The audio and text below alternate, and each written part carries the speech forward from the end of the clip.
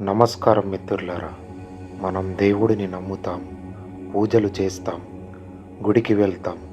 కానీ మనలో ఎంతమందికి నిజంగా అసలైన సాధన అంటే ఏంటో తెలుసా? శ్రీ రమణ మహర్షి గారు ఒకే ఒక్క వాక్యంలో మానవ జీవితంలోని ఆధ్యాత్మిక ప్రయాణాన్ని విడమర్చి చెప్పారు. అదే పూజ శరీరం చేత, జపం వాక్కు చేత, ధ్యానం మనస్సు చేత జరపబడుతున్నాయి.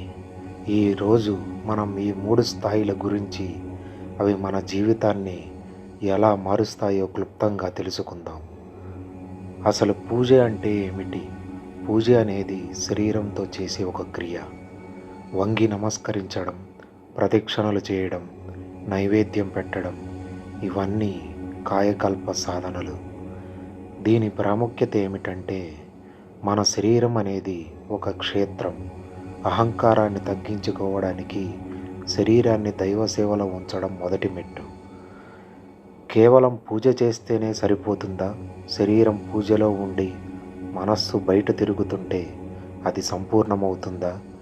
ఇక్కడే మనం రెండో మెట్టు ఎక్కాలి.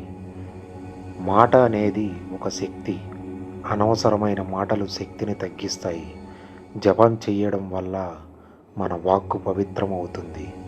పూజలో శరీరం కదులుతుంది, కానీ జపంలో కేవలం వాక్కు మాత్రమే కదులుతుంది. ఇది బాహ్య ప్రపంచం నుండి లోపలికి ప్రయాణించే మార్గం. ఒకే మంత్రాన్ని పదే పదే స్మరించడం వల్ల మనస్సులోని అనవసర ఆలోచనలు తొలగిపోతాయి. మనలో ఏకాగ్రత అనేది పెరుగుతుంది. ధ్యానం అంటే మనస్సుతో చేసే పని. ఇక్కడ శరీరం అనేది కదలదు, వాక్కు మాట్లాడదు, కేవలం ఎరుక మాత్రమే ఉంటుంది. రమణ మహర్షి గారు చెప్పినట్లు, నేను ఎవరు అని వెతకడమే నిజమైన ధ్యానం అని చెప్పాలి.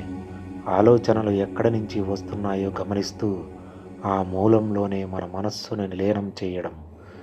ధ్యానం పరిణితి చెందినప్పుడు బాహ్య పూజలు, జపాలు వాటంతటవే ఆగిపోయి మనస్సు పరమాత్మలో విశ్రాంతి తీసుకుంటుంది.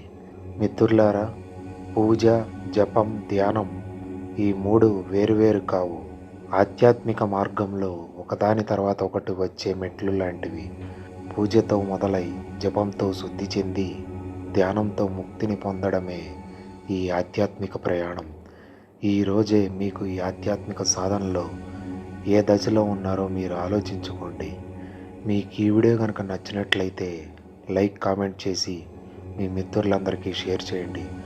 అలాగే ఇలాంటి ఆధ్యాత్మిక వీడియోలు మరియు రమణ మహర్షి గారి బోధనలు, వాటి అర్థాల కోసం మన శ్రీ రమణ మార్గం ఛానల్ సబ్స్క్రైబ్ చేసుకుని పక్కనే ఉన్న గంట సింబల్ నొక్కడం మర్చిపోకండి. ఓం నమో భగవతే శ్రీ రమణాయ. హర హర మహాదేవ శంభో శంకర. ధన్యవాదములు. శుభదినం.